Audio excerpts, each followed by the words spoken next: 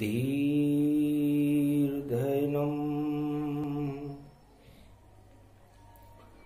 श्रवणपठेयतिवरा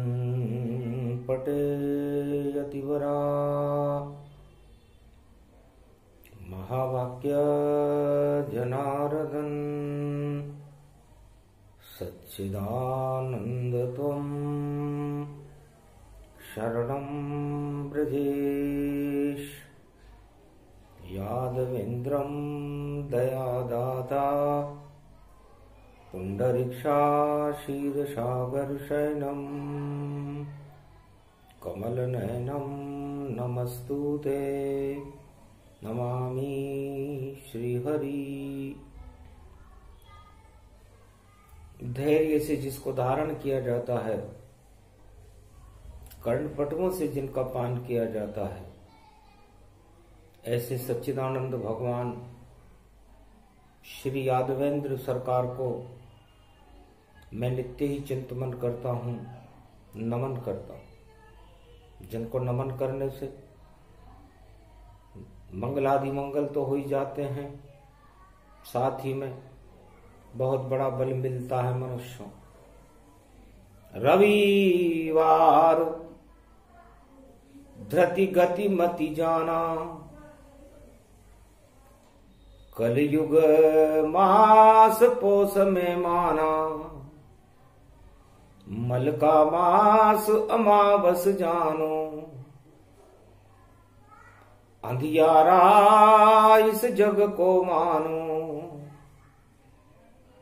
वाणी ब्रह्माणी करो वाणी पर नितवास, राम कथा वर्णन करूं पूर्ण कर्मा आस।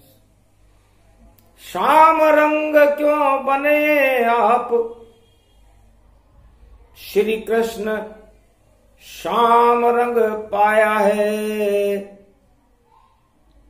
ये सारा जग है श्याम रंग और इसमें श्याम की माया है। और घोर अमावस चंद्र स्वरूप और देखो अंधकार प्रगटाया है। नव वर्ष मनाएं कैसे हम, यहाँ कोई दिखाई नहीं पाया है। राधे पूछे कृष्ण से आप बने क्यों श्याम, क्यों अच्छा लगा आपको ये रंग श्याम गुणधाम, ये श्याम रंग आपको क्यों अच्छा लगा। जब आप इस धरती पर एक नया युग स्थापित करने के लिए आए हो, नव निर्माण करने के लिए आए हो, तो आपने ये श्याम रंग क्यों बना लिया। कहा हंस के श्री कृष्ण बोले राधे रानी, और श्याम रंग जब जगत बन गया तो मैं भी बन गया श्यामी। जब सारा जगत की श्यामलता को मैंने देखा, ब्रजधाम में मैंने जमुना को श्याम होते हुए देखा, लता पता और राधे और गोप ग्वालों को और गायों को मैंने, गो माता को भी श्याम होते देखा, आसमान और जमीन और धरातल और पाताल को भी मैंने श्याम होते हुए देखा, सारे जगत और इस मृत्यु लोक को मैंने श्याम रंग में रंगा हुआ देखा। तो चोर पकड़ना था मुझे और कौन फैलाए रंग, और श्यामलता कैसे होती है, और यही आज प्रसंग। 9 वर्ष की अमावस्या कलयुग में पौष मास में भगवान श्री कृष्ण श्यामलता और श्याम रंग को समझा रहे कि जब सारा जगत ही श्याम हो, कलयुग की काली मचाई हुई हो, और हम 9 वर्ष का अभिनंदन कर रहे हों, तो अभिनंदन किस बात का है। क्या करें गरीबी का अभिनंदन, क्या बेकारी का अभिनंदन करें, और क्या महंगाई का अभिनंदन करें, या हम किस राजा का वंदन करें। सारा जगत ही श्याममय और नहीं विकास गति पाए। ये विनाश की दुनिया है जो मृत्युलोक कहलाए। ये सारा मृत्युलोक तो राधे जी कलयुग की इस काली मां में मृत्यु विनाश के कागार पर खड़ा हुआ है और बात विकास की कर रहा है। किसका विकास इसमें होगा, हर तरफ विनाश दिखाता है। और जब तक रहे यहां निवास विनाश का तो शाम रंग हो जाता है। इस कारण में द्वापर युग में और देखो बन गया शाम, चारों तरफ विनाश खड़ा था और नहीं धर्म का नाम। अधर्म ही अधर्म का बोलबाला था। सब राजा कंस मथुरा में अपने विकास की बात कर रहा था। दुर्योधन धृतराष्ट्र कुरुक्षेत्र जंग मैदान में अपने विकास की बात कर रहे थे, अपने स्वपुत्रों के विकास की बात कर रहे थे। बड़े बड़े राक्षस जरासंध जैसे बड़े बड़े योद्धा अपने अपने विकास की बातें कर रहे थे और उस विकास के पीछे विनाश छुपा हुआ था। पलने में ही जन्मते ही में जान गया सब बात, भादो कृष्ण की अष्टमी और मथुरा अंधेरी रात। तो जेल में जन्मा अंधकार में और वहां भी किया प्रकाश, और अधर्म का उस जेल में और मैंने कर दिया नाश। जितने अधर्मी लोग थे और कंस महासम्राट सब निद्रा में सो गए, उड़े देव की वासुदेव के ठाट। देव की और वासुदेव का नया वर्ष प्रारंभ हुआ उस जेल में। शुभ दिन उनका भादो कृष्ण पक्ष अंधेरी रात अष्टमी को 12 बजे आया। वो जेल की काल कोठरी थी, उसमें जब दिव्य प्रकाश हुआ और शाम प्रकट हो गया वहां, और देव की और वसुदेव के हृदय में निवास हुआ। देख शाम के रंग को और अभिनंदन करना और बारंबार प्रणाम करे और गोद में लिया खिलाए। तो शाम रंग काली काली लोहे की और पड़ी बेड़ियां ताय, काले वस्त्रों में बैठे थे माता पिता वहां ताय।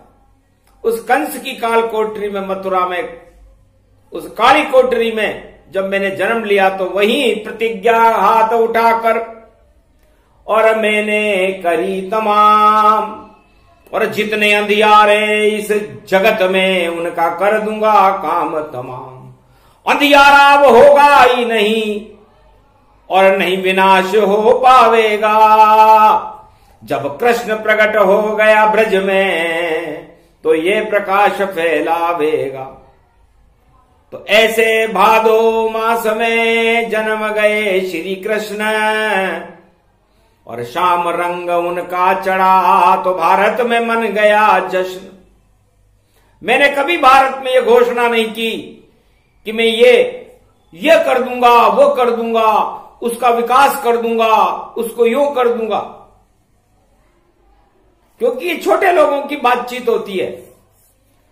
जब हमारी आत्मा में छोटापन आ जाता है, अपने स्वार्थ आ जाते हैं और अपने आप का ही विकास करने की बातें आ जाती है तो सारे संसार में अंधेरा छा जाता है और उस अंधकार उस स्वार्थों में ढक जाते हैं और स्वार्थ का विकास दिखाई देता है सारे संसार में, और सारा संसार विनाश के कागार पर खड़ा हो जाता है। और उस विनाश को बचाने के लिए पूरे संसार में कोई संगठन होता ही नहीं है, क्योंकि अपने अपने स्वार्थ हैं। सभी संगठनता है, घर स्वार्थ नहीं पूरा हो तो जोर जोर से चिल्लाए। तो जिनका स्वार्थ पूरा नहीं होता वो चिल्लाने लग जाते हैं। तो ये गूढ़ गंभीर वाणी है। और कलयुग की काली मां को हटाने के लिए, नया सवेरा लाने के लिए भारत में चारों युगों में अवतार आते हैं। तो कलयुग की काली मां को तो राधे जी कल की भगवान हटाएंगे। उनका ही संगठन होगा देखो, भारत में चमक बजावेगा। और धर्म बीच में कभी नहीं इस भारत में बहलावेगा। धर्म तो भक्ति स्वरूप है, उसका राजनीति से क्या काम। और राजनीति में तो स्वार्थ है वो विनाश गतिमान। राजनीति तो होती ही विनाश के लिए। सबसे बड़ा राजनीतिज्ञ चारों युगों में लंकापति रावण हुआ था। और मर्यादा पुरुषोत्तम राम को भी अपने भाई लक्ष्मण को उससे राजनीति सीखने के लिए भेजा था। तो लक्ष्मण गए लंक में और रावण सिर के पास। और बोले लक्ष्मण लंका जाकर मुझे और राजनीति दो नाथ, मुझे राजनीति सीखनी है। तब रावण ने कहा कौन से मुख से सीखनी है, मेरे 10 मुख हैं। 10 तरह की झूठ बोलना यदि लक्ष्मण तुमको गराता हो तो करो प्रतिज्ञा लंका में, और तुम्हें राजनीति रावण सिखलाता हो। रावण की बात सुन करके लक्ष्मण मन ही मन घबराया था कि सत्य छोड़ते कभी नहीं, ये धर्म रघुवंश सिखाया था। तो प्राण जाए पर वचन न जाई, झूठे वादे करो न भाई। लक्ष्मण जी ने कहा मैं राजनीति नहीं सीखना चाहता। तब रावण ने कहा कि राजनीति में कि जैसे तो तुम्हारे लक्षण ही नहीं है। कभी भी किसी राजनेता के माथे के पास नहीं जाना चाहिए, क्योंकि जो भी सत्ताधीश होता है वो अपने बराबर किसी को देखना नहीं चाहता। लक्ष्मण तुम तो हमारी लंका में राजनीति सीखने आए और आते ही मेरे सिर पर चढ़ गए। तो मेरे सिर पर तो पहले से ही 10 मद चढ़े हुए हैं, और राम और रघुवंशियों के तो मद चढ़ता ही नहीं है। तो कैसे सीखोगे राजनीति जब तक मद चढ़ नहीं पाए। काम क्रोध मद लोभ चढ़े तब राजनीति गर्राए। तो 10 मुख लेकर लंक में और मैं बना चक्रवर्ती सम्राट। और जो भी आए मेरे सामने उसको दूं मैं काट। इसलिए 10 तरह की फरेब, 10 तरह के झूठ, 10 तरह के छल और पाखंड जो जानता हो वही राजनेता बनता है, और उसे ही राजनीति का सफल नायक माना जाता है। इसे लक्ष्मण तुम वापस जाओ, क्योंकि भारत के लोगों में छल कपट और पाखंड नहीं होता, वो तो भक्ति करते। तो छल की भक्ति भी तुम्हें नहीं आती, कलयुग में होगी कि आगे राम और पीछे रावण, और ऐसी राजनीति मन भावन। आगे आगे राम चलेंगे, पीछे पीछे रावण चाल। कलयुग में ऐसी राजनीति का और बता रही है वाणी हाल।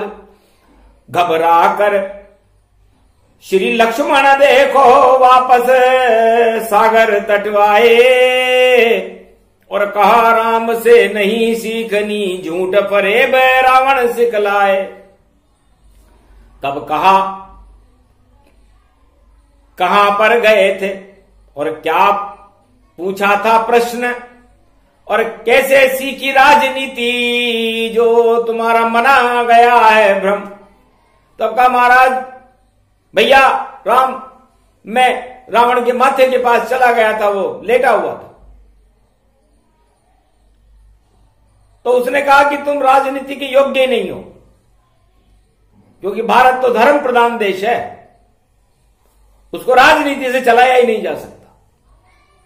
वहां तो रोज राज छोड़ करके भारत की रक्षा करने के लिए आते हैं, और तुम्हारा भाई इसका उदाहरण है राम, कि आ गया वो वनवास में, सेना भी नहीं पास, और फिर भी रावण से युद्ध करेगा, कभी न हुआ निराश।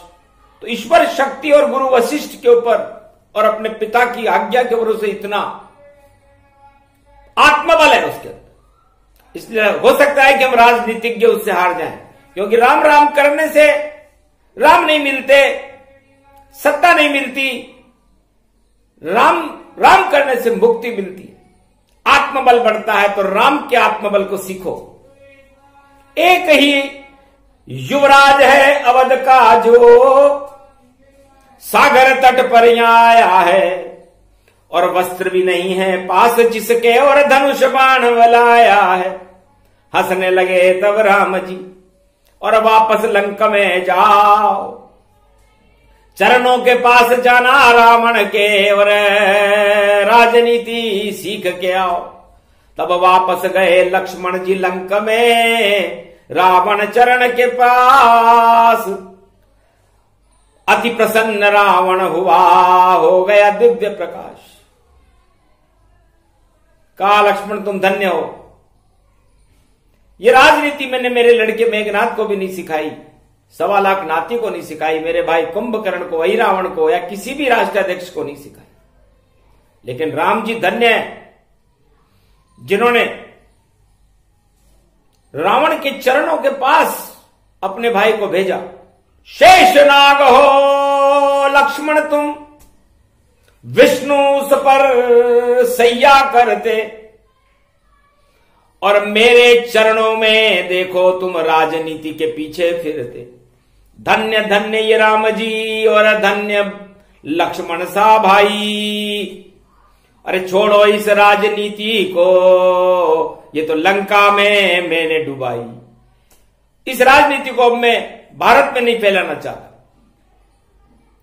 इसलिए मैं भी मरूं सब ही मरे, बचे यहां नहीं कोई, और छल कपट पाखंड तो सब राजनीति में होए। इस कारण लक्ष्मण भैया तुम, और मुझे राम से एक बार मिला देना, और अगर नाभि में वह तीर चला दें तो मेरी मुक्ति करवा देना।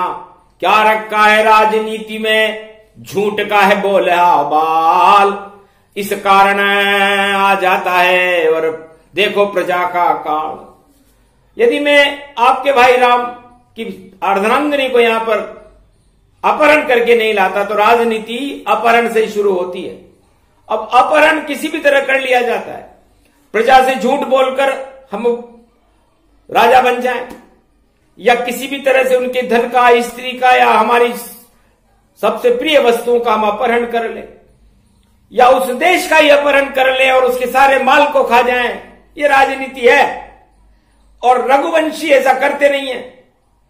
तो मुक्ति मुझको चाहिए, नाभि मारे तीर, राजनीति डूबे लंका में, और बदले रावण की तकदीर। चक्रवर्ती सम्राट होकर भी मैं दुखी हूं, क्योंकि छल और पाखंड के 10 मस्तिष्क मुझे निराशा के मार्ग पर ले जा रहे हैं। इसलिए ऐसी निराशा हटाना चाहता हूं मैं, और राजनीति अब त्यागूंगा, और नहीं सिखाऊं लक्ष्मण तुमको, मैं तो शरणागत राम के भागूंगा। उनके हाथ से मृत्यु हो, और हो अग्नि संस्कार, मेरा भाई विभीषण खोले मेरे भाग का द्वार। तो मेरा भाई विभीषण मेरे को अग्नि संस्कार करेगा, और राम जी की राजनीति लंका में लागू होगी। और राम जी छल पाखंड से बहुत दूर है, तो लंका की सत्ता अमर, उसे तोड़ कोई नहीं पाए, क्योंकि उस सत्ता की राजनीति तो राम जी स्वयं चलाए। तो राम जी राज्य नहीं करते, सत्ता नहीं चलाते, सत्य को प्रकाशित करते। उन्होंने मेरे भाई विभीषण के अंदर सत्य का प्रकाश कर दिया जब वो उनकी शरणागत हुआ, और उस सत्य के प्रकाश में वो इस लंका में प्रकाशमान रहेगा। तो हमारे और हमारे वंश का सौभाग्य होगा कि हम राम जी की राजनीति को लंका में लागू कर रहे हैं। और आप लंका की राजनीति को अयोध्या में लागू करोगे तो उल्टे दिन आ जाएंगे। लक्ष्मण भैया जान। और ऐसी सीखो नहीं राजनीति और करो सागर तट पे प्रयाण। क्योंकि चरणों में कभी ब्राह्मण के और देखो क्षत्रिय नहीं आते हैं। योद्धा तो युद्ध स्थल में और अपना कौशल दिखाते हैं।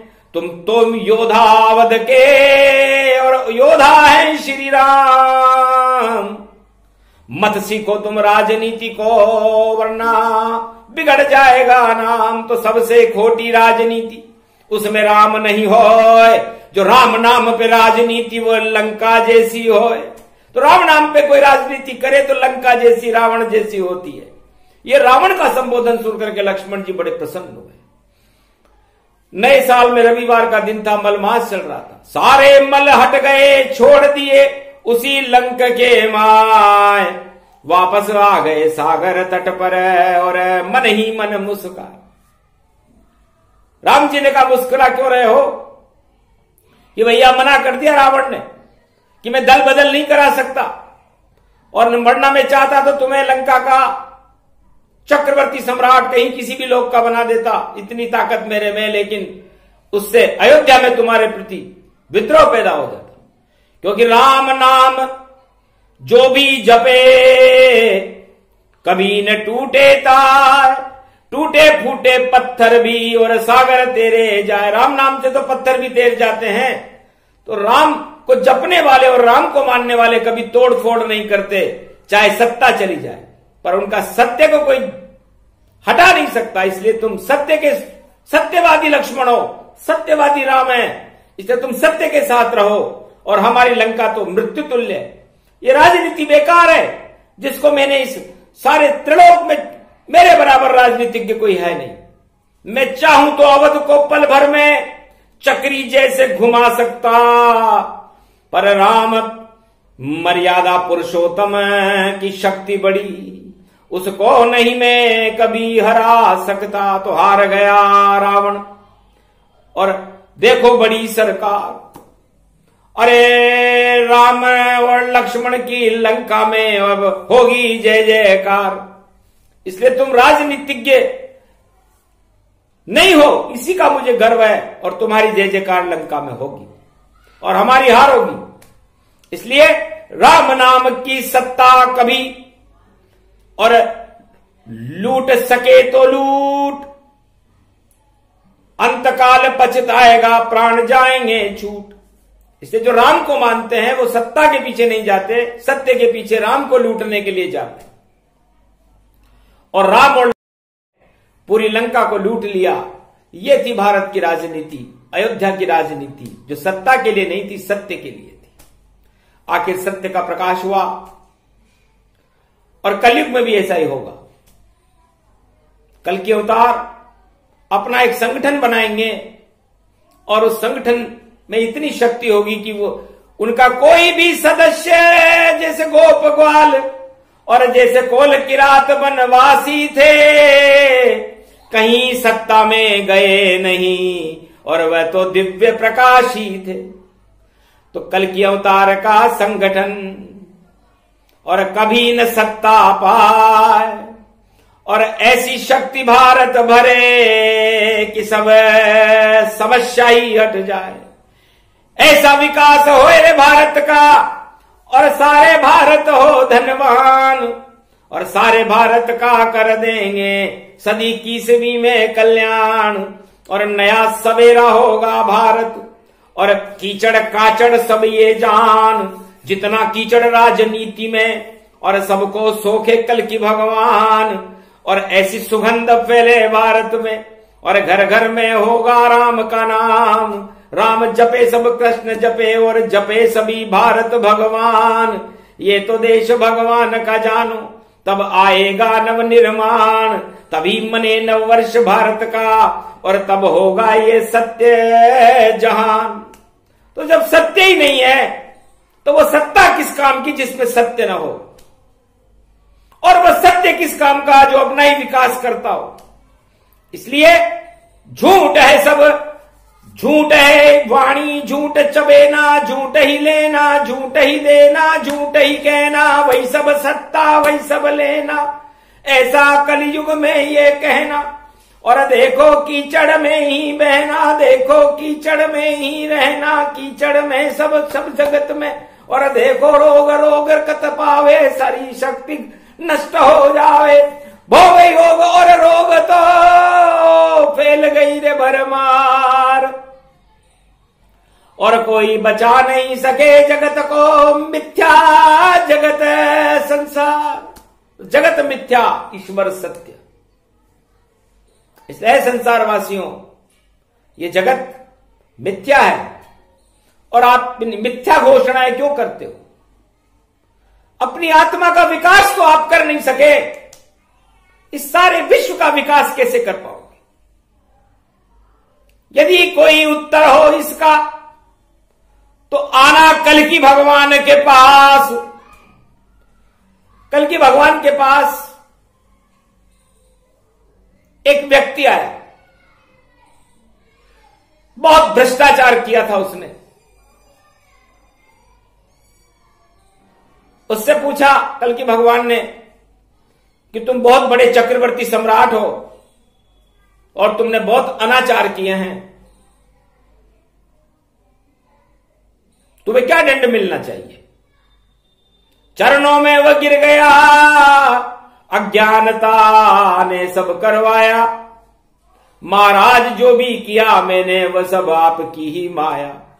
ये बात सुनकर के भगवान कल्कि बड़े प्रसन्न हुए।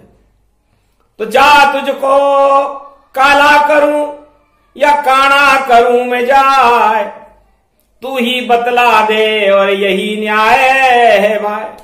बोल तुझे मैं काला कर दूं पूरा, तू बहुत चक्रवर्ती सम्राट है, या काना कर दूं?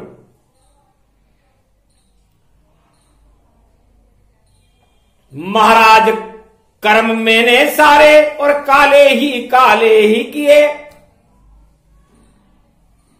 तो मुझको तो काला ही कर दो तुम, पर काना मुझको नहीं किए। क्योंकि काना अगर मैं हो गया तो देखूं कैसे भगवान? मुझे भगवान देखने में थोड़ी समस्या होगी महाराज, इसलिए मुझे तो आप काला कर दो। तो राधे रानी जी, भगवान कृष्ण कहते हैं कि मैंने उस चक्रवर्ती सम्राट को काला कर दिया और समस्त विश्व के लोग सफेद हो गए। उस काले को शर्म आने लगी कि महाराज सभी ये जगत यहां मुझको तो सफेद दिखाता है और मुझसे मिलने में ये सारा जगत, और जाने क्यों शर्म आता है। कोई मुझसे तो यहां मिलता ही नहीं और सब मुझसे दूर ही जाता है। और ये काला रंग मुझको देखो और मृत्यु लोक डराता है। तब हंसे कृष्ण भगवान कल्कि भगवान और कहा दंड ये पाए, जो भी काला कर्म करे वह उससे कोई मिलता है ना, उससे कोई सगा संबंधी परिवार या उसके कोई भी पूरे विश्व में उसकी मदद नहीं करता। तब का महाराज अब इस कालेपन को कैसे दूर करूं? कि 7 जन्म तक कुंभी नरक में और धो लो अपने पाप। नया वर्ष आ गया और तुम्हें मिला है श्राप। जपो नाम हरि का जपो, या जप लो राम और कृष्ण, या जपो तुम शरणम ब्रजेश मंत्र, तो पाप होएंगे भस्म। तो वो चक्रवर्ती सम्राट भगवान का नाम जपने लगा और वह भी चमत्कार हुआ। कल्कि भगवान ने उसे एक पल में ही सफेद कर दिया और कहा, अब राजा बनना चाहते हो, चक्रवर्ती सम्राट बनना चाहते हो? कि महाराज मुझे तो भक्त बनाओ, इस राजनीति में क्या रखा है? बड़ी मुश्किल से कालापन छूटा, मुझे काला अच्छा नहीं लगता है। तब बोले श्री कृष्ण बिहारी कि श्याम रंग की छवि ये न्यारी। तो श्याम रंग से मिलकर तेरे श्याम रंग छुड़ाए और पाप छूट गए तेरे राजा, जो तेरे दर्शन कृष्ण के पाए। तो वैसे कलयुग में कल्कि भगवान भी और यही करेंगे जंग, और जितनी काली आत्माएं राजनीति की वह सब हो जाएगी भंग। उन पे चढ़े रंग कल्कि को पावन सारा देश बने, और देश बने ये विदेश बने, और सारे जगत में भेष बने, और कल्कि अवतार की जय होगी। और देखो अमावस जैसा रंग बने, और सारे कलंक हटा देंगे, और भगवान मेरा देश बने। श्री कृष्ण कल्कि भगवान की और शक्ति बड़ी अपार, राजनीति से दूर हैं और करेंगे सत्य प्रचार। सत्य का प्रचार करेंगे, सभी धर्मों का प्रचार करेंगे भगवान कलंकेश्वर, और भारत को विश्व का जगत गुरु बना देंगे। धर्म के नाम पर कोई विद्रोही नहीं होगा। वह है कल्कि भगवान, न कि 1.25 लाख नातियों को एक लंका में उठा करके रावणवाद की स्थापना करना। लंकापति रावण को, राजनीतिज्ञ को बड़ा भारी पड़ा था। तो जो गिरोह बनाकर चलता है, जो सत्ता के ऊपर अकड़ता है, उसका हाल चारों युगों में रावण जैसा ही होता है। तो रावण से सब ही डरो, ये राजनीति का सार, और राम सदा इस आत्मा में करते रहो साकार। तो पहले अपनी आत्मा का तो विकास करो, अपने अवगुणों को तो छोड़ने के लिए तैयार रहो। राष्ट्र का विकास तो बाद में होगा, और राष्ट्रवाद तो बाद में सिखाना। पहले अपना विकास कर लो, अपने अंदर सद्गुण तो पैदा करो। तो है संसार वासियों और समस्त भारतवासियों, हमें पर उपदेश कुशल बहु तेरे, उपदेश सुनने से ज्यादा अच्छा है कि हम उनको अपने जीवन में उतारें, और पहले हमारे अवगुणों को हम दूर करें, जैसे उस चक्रवर्ती सम्राट ने किया। सारे कालेपन को कल्कि भगवान ने हटा करके उसे श्वेत बना दिया था। तो भक्ति और भगवान, आत्मा और परमात्मा सारे कलंक हटाने के लिए ही होते हैं। और जब इनके अंदर, जब मनुष्य अपनी आत्मा में उस शक्ति को पैदा करता है, तो उससे भक्ति पैदा होती है, और उस भक्ति में ही परमात्मा का प्रकाश होता है, और उस प्रकाश से ही सारा संसार गौरवान्वित होता है। और भारत इस गौरव को लेकर, इस गुरु तत्व को लेकर के जगत गुरु विश्व का बन जाता है। इससे अमावस्या की काली रात में रविवार जैसा तेज पैदा करने के लिए कल्कि भगवान की ये वाणी भारत के राष्ट्राध्यक्षों का, भारत की प्रजा का और समस्त विश्व का मार्गदर्शन करे, और उस मार्गदर्शन और राम नाम के मार्ग पर चलकर हम भारत को सिया राममय बना करके, भारत को, सारे संसार को राममय बना दे। ये गौरव की बात होगी कि राम को, सम्मान को हमको बढ़ाना चाहिए। घर घर में भारत के हमें ये राम को पहुंचाना चाहिए।